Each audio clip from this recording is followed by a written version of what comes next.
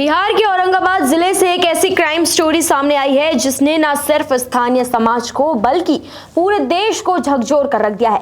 ये कहानी एक शादी से शुरू होती है जो 21 मई 2025 को बड़े धूमधाम से आयोजित की गई थी। दुल्हन थी गुंजा देवी, जिसकी शादी एक जमींदार परिवार के बेटे प्रियांशु उर्फ छोटू से हो रही थी। लेकिन मंडप में बैठी ये दुल्हन हर वक्त बेचैन नजर आ रही थी। वो बार बार किसी से फोन पर बात कर रही थी और जब पति उसकी ओर देखता तो वो चुप हो जाती। वरमाला से लेकर फेरे तक उसकी नजरें किसी और को ढूंढ रही थी और वो था उसका फूफा जीवन सिंह। जीवन सिंह कोई आम व्यक्ति नहीं था। वो गुंजा से उम्र में करीब 2 गुना बड़ा था और लगभग 60 साल का व्यक्ति था और उसका डाल्टनगंज में एक बड़ा बस ट्रांसपोर्ट का कारोबार था। यही वो शख्स था जिसके घर में गुंजा ने अपने बचपन से जवानी तक के साल गुजारे थे।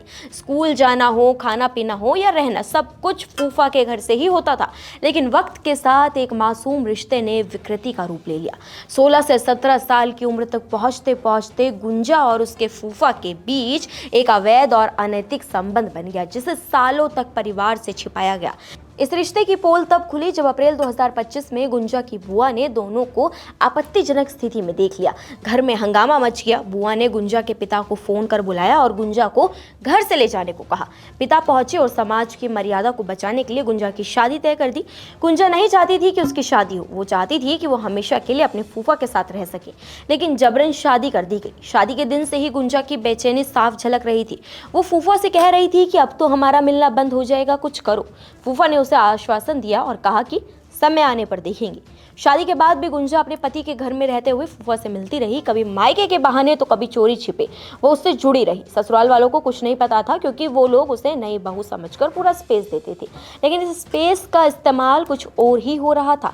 और फिर आती है 24 जून की वो रात, एक रात जो इस पूरी कहानी को ट्रेजेडी में बदल देती है। प्रियांशु अपने किसी रिश्तेदार के यहाँ चंदौली गया हुआ था और ट्रेन से घर लौट रहा था। रास्ते में वो अपनी पत्नी गुंजा से लगातार बात करता रहा। गुंजा भी प्यार भरे शब्दों में उसका हाल पूछती रही, लेकिन दूसरी ओर वो उसी वक्त 2 शूटर्स जयशंकर चौबे और मुकेश वर्मा को उसके लोकेशन की जानकारी देती रही, जिन्हें जीवन सिंह ने झारखंड से हायर किया था। जैसे ही प्रियांशु अपने गाँव के पास पहुंचा, उसे गोली मार दी गई। 2 गाँव के युवक जो उसे स्टेशन लेने आए थे किसी तरह उसे अस्पताल पहुंचाते हैं, लेकिन वहां उसकी मौत हो जाती है। पुलिस को जब इस मर्डर केस की जांच सौंपी जाती है तो शक की सुई सीधे गुंजा की ओर घूमती है। कॉल डिटेल्स खंगाले जाते हैं तो पता चलता है कि गुंजा की कई बार बातचीत उन 2 शूटर से हुई थी। पूछताछ में पहले तो वो इनकार करती रही, लेकिन जब साक्ष्य सामने रखे गए तो उसने टूट कर अपना गुनाह कबूल कर लिया। गुंजा ने पुलिस को बताया कि वो अपने फूफा जीवन सिंह से बेहद प्रेम करती है और उसके बिना नहीं रह सकती। उसका कहना था कि भले ही उसकी उम्र दुगनी क्यों ना हो, लेकिन प्यार अंधा होता है। उम्र, रिश्ता और समाज की मर्यादा कुछ नहीं देखता। उसी अंधे प्यार में उसने अपने पति की हत्या करवा दी। अब इस केस में 3 लोगों की गिरफ्तारी हो चुकी है, गुंजा देवी, जयशंकर चौबे और मुकेश वर्मा, जबकि जीवन सिंह अभी भी फरार है। पुलिस का कहना है कि जल्द ही उसे भी गिरफ्तार कर लिया जाएगा। ये मामला सिर्फ एक मर्डर मिस्ट्री नहीं है, ये एक सामाजिक विघटन का संकेत है। रिश्तों की मर्यादा, नैतिकता और पारिवारिक मूल्य इस कहानी में कहीं गुम हो चुके हैं। जब एक भतीजी अपने ही फूफा के साथ अवैध रिश्ते को निभाने के लिए अपने पति की जान ले सकती है, तो समाज को खुद से पूछना होगा, हम किस दिशा में जा रहे हैं? क्या शादी अब सिर्फ एक औपचारिकता बनकर रह गया है? और क्या अंधा प्रेम रिश्तों की हर सीमा को लांघ सकता है? ऐसे मामलों में एक बात और चिंताजनक सामने आती है, जबरन कराई गई शादी जिसमें युवाओं की सहमति नहीं होती। शायद अगर गुंजा की शादी उसकी इच्छा से नहीं होती तो एक जीवन बच सकता था। ये कहानी एक चेतावनी है, ना सिर्फ अवैध रिश्तों की बल्कि उन सामाजिक दबावों की जो हमें मजबूर करते हैं ऐसे फैसले लेने के लिए जिनके परिणाम जानलेवा हो सकते हैं। अब इस खबर को लेकर आपकी क्या राय है? कमेंट सेक्शन में हमें जरूर बताएं।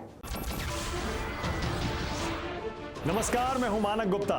अगर आपको हमारा ये वीडियो पसंद आया हो तो इसे लाइक और शेयर जरूर करें और हाँ, हमें सब्सक्राइब और फॉलो करना ना भूलें ताकि आप देश और दुनिया की कोई खबर मिस ना करें। तो जुड़े रहिए हमारे साथ और देखते रहिए News 24।